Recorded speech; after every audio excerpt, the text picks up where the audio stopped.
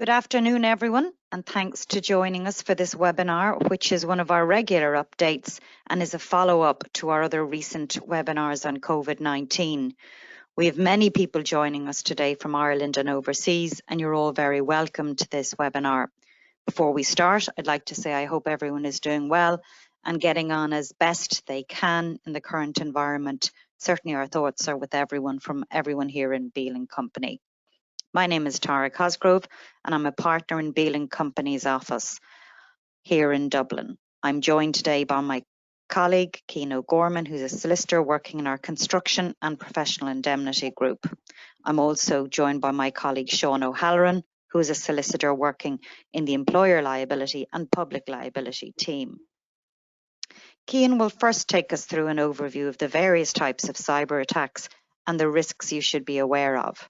He will then discuss recent developments and examples of COVID-19 sort of themed cyber attacks. He will conclude by giving some tips on protections that businesses can put in place to defend against cyber attacks. Sean will examine the data protection issues arising from the sudden increase in employees working from home as a result of the ongoing lockdown. He shall lay out some of the steps that businesses should take to ensure that they remain compliant with data protection laws, both in respect of customer or other data and with respect to their own employees. However, I think we all need to remember that there was a before COVID and an after COVID. There was cyber and data risks already increasing. We've two dates clearly in our mind at the moment, the 12th of March, in which there was a direction to work remotely if you can, and the 27th of March, in which we were effectively locked down. Many businesses have been decimated. Some, like our own, and hopefully a good proportion of you, have been able to continue and work remotely, but many not. But either way, it is clear that every business is now technology-based to a very significant degree. Pandora's box is open. However, a big difference is now that remote working will now be seen by many as a possible norm, as a possible significant cost saving, and most importantly, as a health and safety measure. The genie is not going back in the bottle. Your cyber attack and data protection strategies may now be a much more important feature of your risk matrix than they were before. However, just to give some perspective, we are seeing claims, we're seeing cyber claims, we're seeing data claims, and the triggering of events actually predated March. So certainly this is not a new risk, but it is an increasing risk. I'm going to pass you on now to Cian, who will discuss cyber risks. Over to you now, Cian. Thanks, Tara, and thanks again to you all for joining our webinar today. The ongoing COVID-19 crisis and nationwide shutdown has forced many businesses to rapidly implement remote working protocols in order to adapt, survive, and to continue working. Many businesses have had very little time to implement remote working protocols for their employees or to adequately train them. In normal circumstances, businesses would probably have taken weeks or even months to train their employees and to implement a strictly controlled rollout. Ideally, all businesses would have ensured that they were operating via a digital workspace software platform such as Citrix, which allows multiple users to remotely access and operate Windows through a data center or a private cloud. Businesses would also ideally have supplied their employees with work-issued devices to access the digital workspace. The reality, however, is that many employees are using personal devices to carry out their work from home, and many businesses may not have had the chance to implement a secure digital cloud-based workspace. These two elements alone pose a much heightened risk for businesses and are the exact circumstances that opportunistic cyber criminals seek to exploit. According to statistics released by Europol a few weeks ago, cyber criminals have been increasingly successfully doing so at an alarming rate. Europol have labelled this new wave of cybercrime during the COVID-19 crisis pandemic profiteering. Our view is that it is more important now than ever for businesses to ensure they have robust cybersecurity mechanisms in place to protect against such new forms of cyber attacks. One might mistakenly think that because we're a small nation with a relatively low crime rate by international standards, that we are less susceptible to cybercrime and there are less instances of cyber attacks here. However, that is not the case. A recent PwC Irish Economic Crime and Fraud survey revealed that the rate of economic crime in Ireland has increased significantly and that the threats to Irish organisations now matches the rate that global organisations face, with half of Irish respondents to that survey reporting that they had suffered economic crime or fraud in the previous 2 years, an increase in 34% from the previous survey. Here in Beale Co, we can attest to this rapid increase in cyber attacks, having in recent years dealt with a sharp increase in cyber attack claims, in particular against construction professionals and firms of solicitors. In just the last few weeks during the lockdown, we have continued to receive instructions arising from cyber attack losses and claims. It is against this backdrop we deliver this presentation today, with a view to increasing vigilance and sharing some tips on how you can prevent losses to your company as an employee, a person in management, or even as a business owner. So who is targeted by these cyber attacks? The short answer is everyone. Cyber criminals are indiscriminate about who they target. Everyone has someone of value to them, whether that be personal data, monies, or even company or private secrets.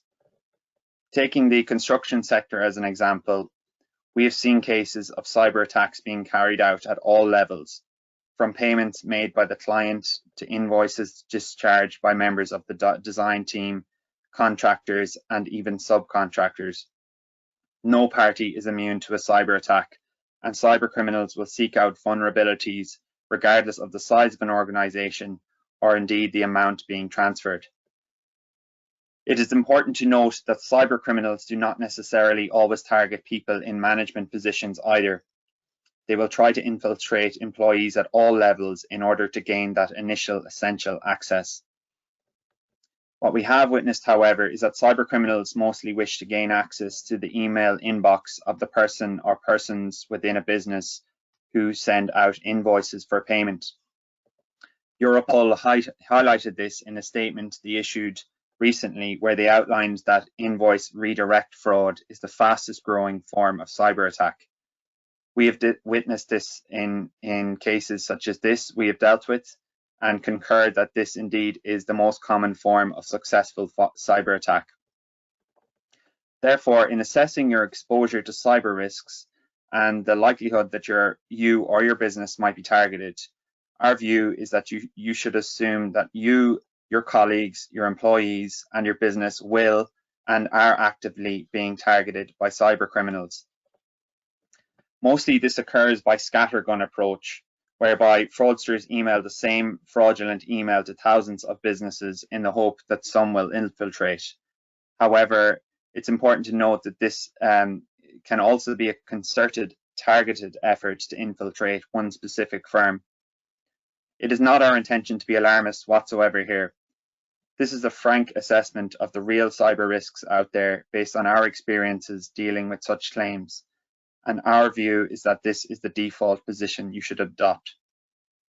To contextualize this, most of us have received countless spam emails, texts, and pop-ups, and we have become desensitized to this as a normal part of using the internet. However, these in fact remain the most common ways people are scammed and from which millions of euros are lost every year.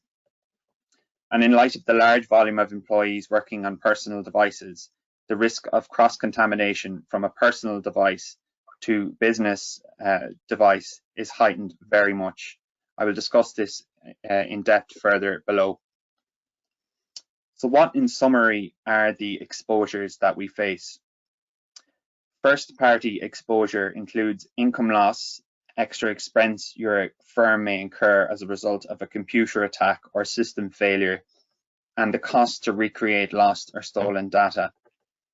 This includes reputational damage, loss of monies, increase in insurance premium, data protection commissioner fines, loss of trade secrets, loss of your employees' personal information, and other direct exposures. However, it's important to remember that you will be exposed to third-party exposure also. This would typically include liability for costs associated with your firm's inability to protect a third party's sensitive or confidential information, or say to perform a service as required. For example, if funds are lost which were intended to be paid to a third party, you may also be exposed to repaying these. You might be subjected to data protection commissioner fines, as mentioned, for loss of third parties' data. You might be exposed to a claim for consequential loss due to closure of a third party business. So what are some of the most common types of cyber attack? I might begin with the type of fraud that we have come across most often recently, email redirect fraud. Email redirect fraud occurs where criminals send emails to businesses purporting to be one of their legitimate suppliers, with the supplier's new bank account details and a request to change the account to one that will ultimately benefit the criminals. The fraudsters are also credible. They often use the same sign-off, colloquialisms, etc. They often create a false sense of urgency. The Gardaí reported that between January to May last year, over 132 cases were reported with a total of €4.4 million stolen, 1.28 million of which was recovered, with 3.2 million still missing as of May last year. The Gardaí have said that often the fraudsters use students and young people's bank account details by offering them a fee to allow use of their accounts for a few days. Phishing attacks. This is a method of social engineering used to trick people into divulging sensitive or confidential information, often via email. Not always easy to distinguish from genuine messages. Social engineering is used to deceive and manipulate victims in order to obtain information or gain access to their computer. This is achieved by tricking users into clicking malicious links or by physically gaining access to a computer through deception. Backdoors allow remote access to computers or systems without users' knowledge. DDoS attacks, or distributed denial of service attacks, attempt to disrupt normal web traffic and take targeted websites offline by flooding systems, servers, or networks with more requests than they can handle, causing them to crash. Form jacking is the process of inserting malicious JavaScript code into online payment forms in order to harvest customers' card details. MITM attacks are man-in-the-middle attacks. They occur when a hacker inserts themselves between a device and a server to intercept communications that can be read and are altered. These attacks often happen when a user logs on to an insecure public Wi-Fi network. Drive-by downloads. This occurs where malware is installed when victims visit a compromised or malicious website. They don't rely on unsuspecting users taking action, such as clicking on malicious email attachments or links to infect them. Malware is a term used to describe malicious software, including spyware, ransomware, viruses, and worms. Malware breaches a network through a vulnerability, typically when a user clicks a dangerous link or email attachment that then installs risky software. So just to take a look at some of the recent COVID-19 themed attacks. This occurs where cyber criminals are seeking to exploit recent COVID-19 crisis by theming their attacks. The means of carrying out such attacks remain the same as those just listed, but the theme and method of luring people in has changed. According to Europol, the primary form of recent COVID-19 cyber attack is by means of phishing emails and messages on social media. many of which exploit employees who may be able to access websites or attachments which might normally be blocked on company equipment. So what are some of the coronavirus-themed forms of cyber attacks? Video conferencing attacks occur where unwanted guests intrude on video meetings for malicious purposes. They might gain access to confidential information or company or even personal information. Ensure the services you are using are secure. Corona antivirus software scam.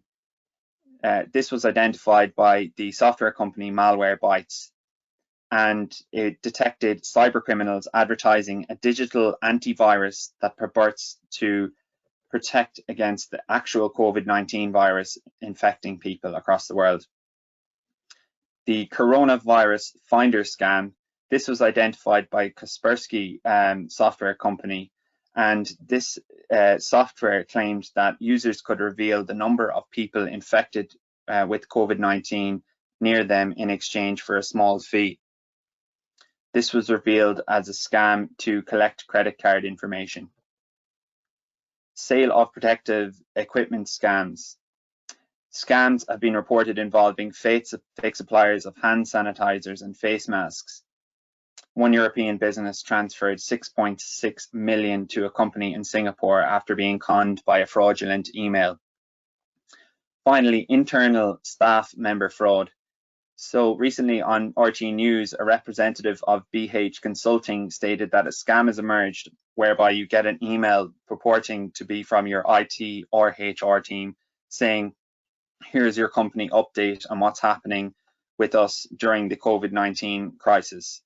When you click on the link, it brings you to a fake website, which is a clone of your company website, and asks for credentials to log in. So some recent examples that we, real-life examples that we have witnessed.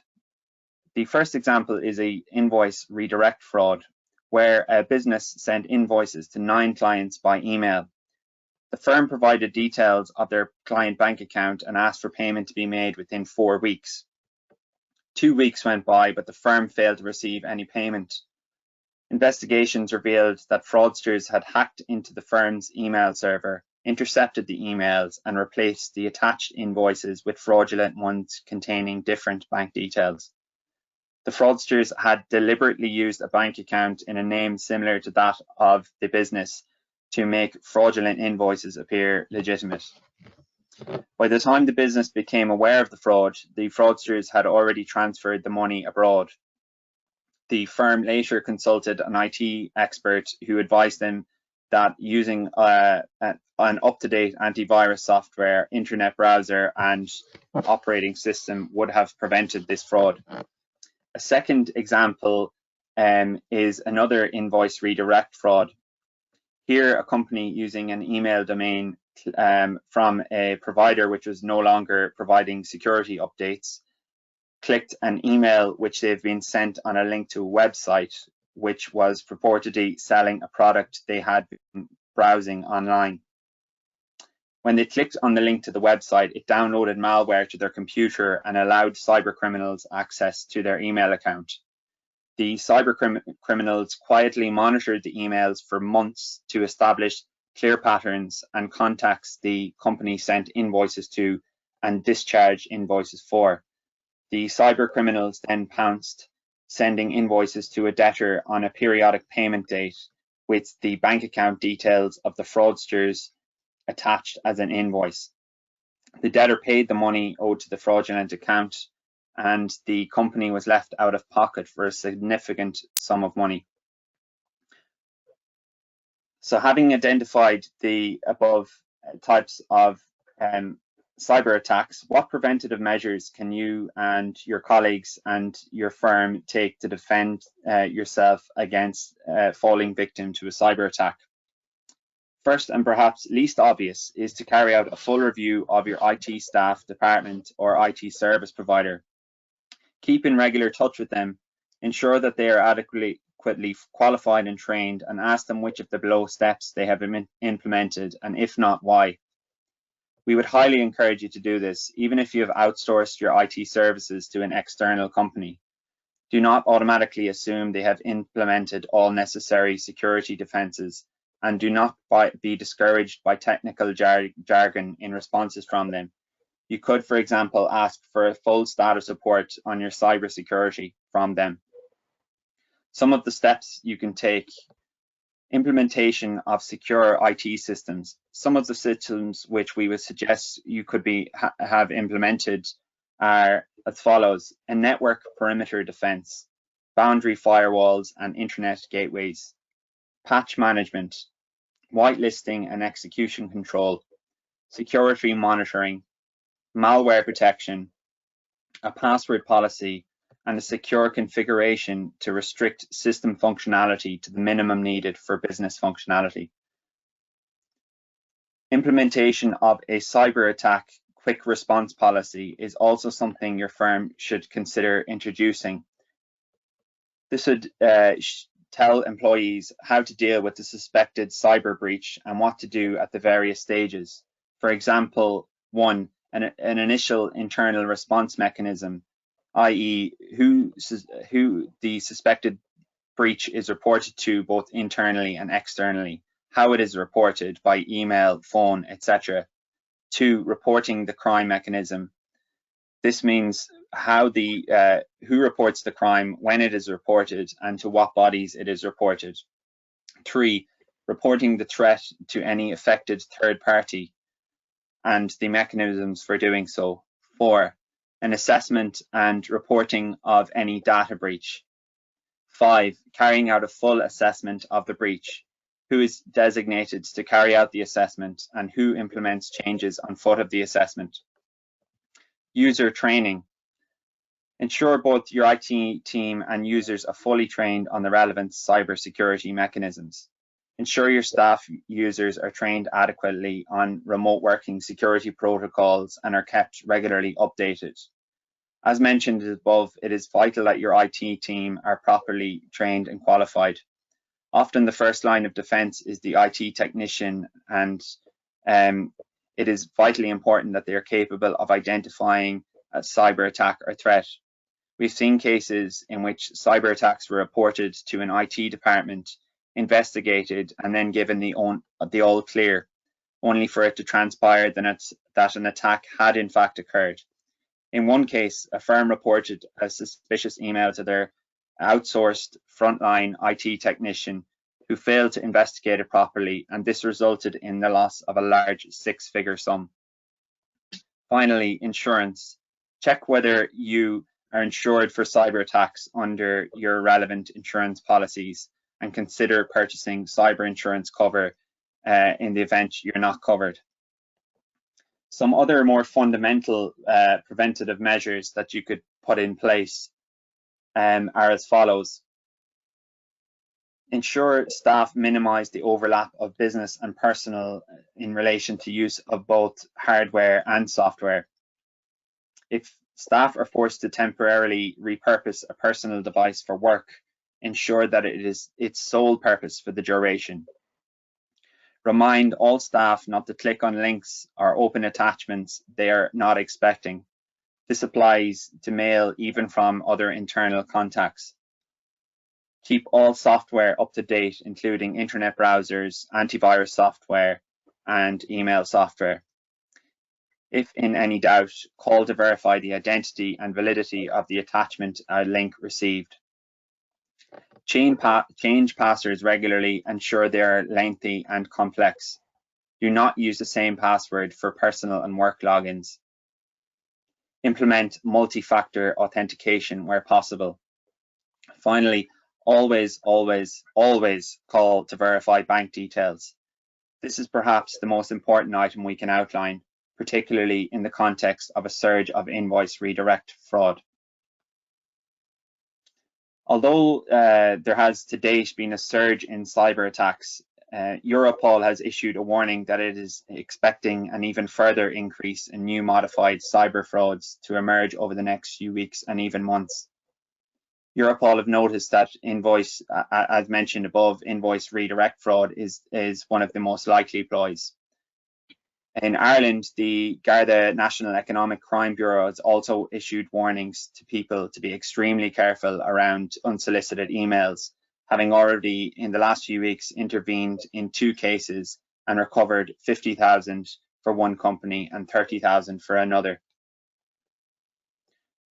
Finally, the key conclusions and takeaways that we would leave you with are that you, your colleagues and your firm should carry out a full analysis of your cyber defences and strengthen any areas identified as potential weaknesses. You should be alive to the constant threat of cyber attack and your firm's vulnerabilities to them. If your staff are currently working remotely on personal devices, you should request that they contact your IT team to ensure that they are secure. You should attend and regularly provide training to all staff, including your IT staff, on cyber defense protocols. You should query your IT service providers on the defenses that you currently have in place. We'd recommend that you implement multi-factor authentication where possible. And again, just to reiterate that you should always ring to verify bank details, regardless of how urgent the payment is required. Finally, it would be remiss of me not to say that the failure to implement adequate cyber security infrastructure could lead to significant financial, reputational, and/or loss of personal data, which could have long-lasting detrimental effects on your business or even you personally as an employee. It is vital that if you do suffer a cyber attack, you also consider the data protection ramifications of this and your reporting obligations. On this note, I will now hand you over to my colleague, Sean O'Halloran, who will deal with data protection considerations and risks. Over to you, Sean. Thank you, Cian. Most interesting presentation with much to consider. As noted, across the world, governments have introduced inflexible rules designed to limit the spread of coronavirus. Here in Ireland, these stringent rules have prevented people from travelling to work, except where they are implied in certain essential sectors. To continue to be productive, employers have had no option but to allow their staff to work at home, despite the data protection risks inherent in allowing remote access to their systems. Today, whole sectors of the economy now continue to operate thanks to remote working, and will likely continue to do so until a vaccine is available. We are not aware of statistics comparing the numbers remote working pre and post lockdown. However, a 2017 survey of IT decision makers from private and public sector organisations in Ireland recorded that just 37% of workers had the authorisation and access tools to work remotely. The commencement of the GDPR likely resulted in fewer employees permitted to access systems remotely. For example, a post-GDPR survey of UK office workers recorded that 53% of employees were not allowed to work from home as they used to before the GDPR came into effect. The risks haven't changed with the lockdown, nor have the stringent penalties applicable for violations of the GDPR. So, were the concerns that IT departments and management previously cited to prevent employees from working remotely overblown? Have these risks been allayed, or instead have businesses adopted a head-in-the-sand approach in respect of their data protection obligations during the COVID-19 pandemic? One of the biggest concerns is that employers may not know what systems their employees are using. A 2017 survey of Irish companies recorded that 67% of IT departments who replied stated that they did not have visibility of all business documents being worked on by employees. And just over half were not aware of all of the personal devices employees were using to create work documents. These figures are concerning. When personal data may be on devices that IT may not be even aware of, safeguarding that data is virtually impossible. Most attendees today will be aware of the key legislation relating to data protection. The EU General Data Protection Regulation, or GDPR, introduced in 2018, and the related Irish Data Protection Acts from 1988 to 2018. The law requires all businesses to implement technical and organizational measures that ensure a level of data security that is appropriate for the level of risk presented by any processing of personal data carried out by them. In addition to requiring data security, data protection laws also create many rights for data subjects. The most well-known of these is the right to make a data subject access request, along with the right to have personal data corrected and the right to be forgotten. Data protection laws have been in place for over 30 years. However, since the introduction of the GDPR, significant penalties now apply for breaches. In addition to the risk of fines, the GDPR has made it easier for data subjects to sue where their rights are breached. The risk of civil actions by data subjects is increasingly something we are seeing. It is important to remain conscious of the risk of penalties and litigation for data breaches during the lockdown. However, the stakes are manageable with appropriate preparation and consideration of the unique challenges presented by large numbers of persons accessing your systems remotely. The first area we will look at today is the concerns presented by employees working from home. It is important to stress that employers remain responsible for their employees from wherever they are working, and this includes taking the appropriate measures to ensure the protection of data accessed and processed by employees working remotely. Where employees will have access to personal data of customers, etc., remotely, consideration must be given to the additional risk factors presented by allowing this access. Some practical things employers can do to ensure compliance with data protection laws where employees are engaged in remote working are to draft a framework specifying the appropriate technical and organizational measures which need to be implemented to ensure that personal data is kept confidential. Remind employees of the company's data protection standards and arrange ongoing training for employees to keep these rules fresh in their minds. Forbid employees to use personal email addresses for work purposes. Log the devices and apps employees are using to store and exchange data. Legally, there is nothing preventing employees using their personal devices for work purposes, but you should exercise caution to ensure that those devices are not saving data locally. Ensure that employees' devices which store personal data are password protected, encrypted, and can be wiped remotely. Record the details of paper records and files that employees may have brought home from the workplace pre-lockdown and confirm that they are returned when again possible. Ensure that where employees create paper records at home, that they are disposing of them securely. They should be reminded to not merely toss notes of phone calls, etc. into the recycling bin.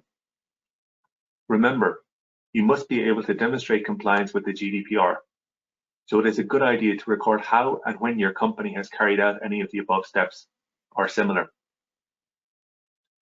Moving on, using new systems such as cloud storage is one of the best means to ensure that data is held securely, whilst also being accessible to employees wherever they are.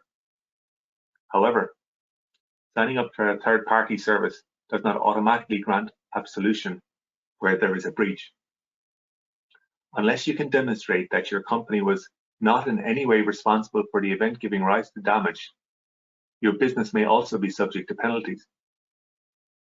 Some practical steps a company may take to reduce the risks associated with cloud storage are to, firstly, review any existing data protection agreements you have with customers or business partners to ensure cloud storage is permissible. This is particularly relevant if you are a data processor as opposed to a controller. Choose a reputable company whose servers are based in the EU or another country that meets adequate data protection standards. The European Commission has a list of these countries on its website. Check the storage provider's terms and conditions and privacy notice. Ensure that cloud service offers adequate encryption and that privacy settings are appropriate. One username and password should not be distributed amongst an entire team or office. for example. Make sure of accountability amongst your employees by recording who logged in and made changes. Back up and regularly. Where video chat is used, you should ensure that it is encrypted from end to end, particularly when personal data is shared or discussed. There are many providers, but not all offer the same level of security. For example, much has been made of security risks around Zoom. Zoom does now offer a good level of encryption, so long as everyone on a video chat has the Zoom app on their phone or computer. However, in the past, Zoom has repeatedly fudged or misrepresented when questioned about the level of security it provides. It is best to exercise caution when using Zoom. We would recommend that any video chat service you do choose offers full encryption. Services that do not offer end-to-end encryption by default, such as Skype, should be avoided. You should also ensure that customers and commercial partners are similarly using systems that provide end-to-end encryption. Good options are Microsoft Teams, Apple FaceTime, WhatsApp, or Cisco WebEx meetings. Another issue that you should emphasize to your employees is that even where employees are diligent with their device security, there is always the risk that someone is listening in. It is common sense, but video chats and phone calls should not be undertaken outside or alongside open windows where neighbors, etc., can listen in. Flatmates, and to a lesser extent, family, may also eavesdrop on work-related conversations. Caution should also be exercised around so-called smart speakers. These devices, in a sense, listen to everything you say. It is best not to have one in a room where an employee may be discussing personal data. The risk of such devices being hacked is low, but it is a real concern. The risk factors for data breaches are changed due to the crisis. Many physical risks of data loss are decreased. For example, there are fewer chances of losing a phone, bag, laptop, or briefcase, or leaving notes in a taxi or on a plane. However, some other risks are increased, such as files being saved on whatever computer is to hand, or not logging out of work networks. Most of these risks come down to sharing computers. Employees should be cautioned to only use one device for work and to certainly not share their work devices with their family. This is common sense. However, people can become casual about such things, particularly as the lockdown extends and the workday loses its 9-to-5 character.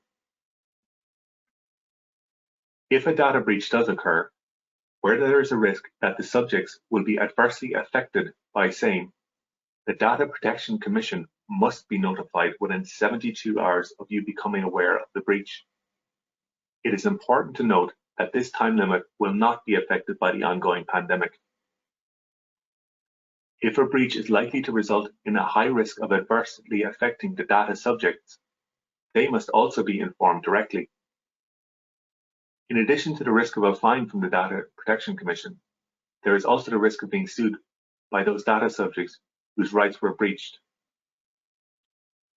Whilst employees are working from home, it will be more difficult for organizations to identify and respond to data breaches. Practical steps to deal with this include training employees to ensure that they recognize what a data breach is, and adopting a no blame attitude towards employees so that they immediately notify management of data breaches and don't attempt a cover-up. Despite best efforts, data breaches may happen. We are all only human. If your employees are afraid to notify you of same, this will only create further issues. Remember, a breach can be something as simple as forwarding an email to the wrong person. It is important to document all breaches, even where they do not need to be reported, so that you may learn from same. Remember, you do not have to notify a breach to the Data Protection Commission, where you can demonstrate it is unlikely to result in a risk to data subjects. However, it is not the individual employee who carried out the breach who should then decide whether the breach will or will not result in that risk to those data subjects.